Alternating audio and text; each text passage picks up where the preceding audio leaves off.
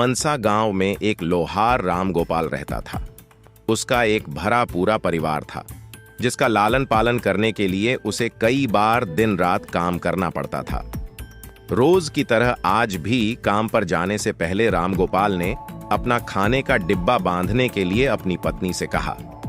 पत्नी जब डिब्बा लेकर आई तो राम गोपाल ने कहा, मुझे आज आने में देर हो जाएगी, शायद मैं रात को ही आऊं। इतना कहकर राम गोपाल अपने काम पर निकल गया। काम पर जाने का रास्ता एक जंगल से होकर गुजरता था। वहां जैसे ही राम गोपाल पहुंचा, उसे कुछ आवाज सुनाई दी। जैसे ही राम गोपाल कुछ पास गया तो उसने देखा कि एक साधु भगवान का मंत्र जपने के साथ ही हंस रहा है। हैरान होकर राम गोपाल ने पूछा, आप ठीक हैं? उस साधु को राम गोपाल नहीं जानता था, लेकिन साधु ने एकदम से उसका नाम लेकर कहा, आओ राम गोपाल बेटा, मैं तुम्हारा ही इंतजार कर रहा था। मैं भूखा हूँ, मुझे अपने खाने के डिब्बे से कुछ खिला दो। बाबा से अपना नाम सुनकर राम गोपाल हैरान था, लेकिन उसने कोई सवाल नहीं किया और सीधा अपना खाने का डिब्बा निकालकर उन्हें दे दिया। देखते ही देखते बाबा ने राम गोपाल का सारा खाना खा लिया। उसके बाद उस साधु ने कहा, बेटा मैं तो सारा खाना खा गया, अब तुम क्या खाओगे? मुझे माफ करना। राम गोपाल ने कहा, कोई बात नहीं बाबा, मैं काम के लिए बाजार जा रहा हूं, तो मैं वहीं कुछ खा लूंगा। यह सुनकर उस साधु ने राम गोपाल को खूब आशीर्वाद दिया और भेंट के तौर पर एक हथौड़ा दे दिया। राम गोपाल ने कहा, आपका आशीर्वाद काफी है, मैं इस हथौड़े का क्या करूंगा, इसे आप ही रखिए।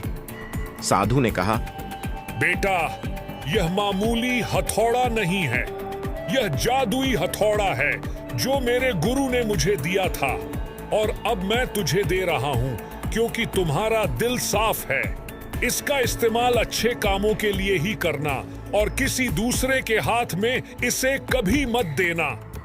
इतना कहकर वह बाबा वहां से अदृश्य हो गए। राम गोपाल अपने हाथों में हथौड़ा लेकर बाजार काम करने के लिए चला गया। औजार बनाने से पहले उसके दिमाग में आया कि आज इसी हथौड़े से लोहा पीटता हूं। जैसे ही उसने लोहे पर हथौड़े से चोट मारी, वो सीधा औजार बन गया। दूसरी चोट में लोहे के बर्तन बन गए। राम गोपाल समझ गया कि यह सही में जादुई हथौड़ा है। वो जो बनाने की सोच के साथ लोहे पर चोट मारता, लोहा सीधा वही बन जाता। जादुई हथौड़े की वजह से राम गोपाल का काम जल्दी खत्म हो गया और वो अपने साथ ही उस जादुई हथौड़े को घर ले गया। इसी तरह रोज राम गोपाल उस हथौड़े से जल्दी काम खत्म कर लेता और कई बार ज्यादा बर्तन बनाकर उन्हें गांव के लोगों को भी बेच देता था। धीरे धीरे उसके घर के हालात पहले से कुछ ठीक होने लगे। एक दिन गांव का मुखिया उसके घर आया और बोला, हम गांव वालों को शहर जाने में बहुत ज्यादा समय लगता है।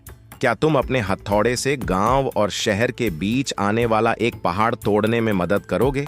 इससे बीच में एक सड़क बना लेंगे और गांव से शहर का सफर आसान और छोटा हो जाएगा। मुखिया की बात सुनकर राम गोपाल ने उस जादुई हथौड़े से उस पहाड़ को तोड़ दिया। मुखिया और गांव के लोग बहुत खुश हुए और उसे खूब शाबाशी दी। पहाड़ तोड़ने के बाद घर लौटते समय लोहार के मन में हुआ कि इस जादुई हथौड़े से मेरा काम जल्दी हो जाता है, लेकिन कुछ ज्यादा फायदा तो हो नहीं रहा है। इसी सोच में डूबे हुए लोहार घर जाने की जगह दुखी होकर जंगल की तरफ चला गया। उस जंगल में वही साधु बाबा लोहार को दोबारा दिखा। लोहार ने उन्हें अपने मन की सारी बातें बता दी। साधु ने कहा, इसका उपयोग सिर्फ औजार और बर्तन बनाने व पहाड़ तोड़ने तक सीमित नहीं है।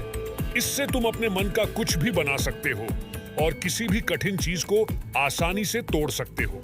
राम गोपाल ने अच्छे से साधु बाबा से उस जादुई हथौड़े को इस्तेमाल करने का तरीका सीखा। उसके बाद राम गोपाल ने बहुत धन कमाया। आज राम गोपाल एक अमीर आदमी बन गया है। अभी भी वो जब भी जरूरत महसूस होती है, उस जादुई हथौड़े का इस्तेमाल कर लेता है।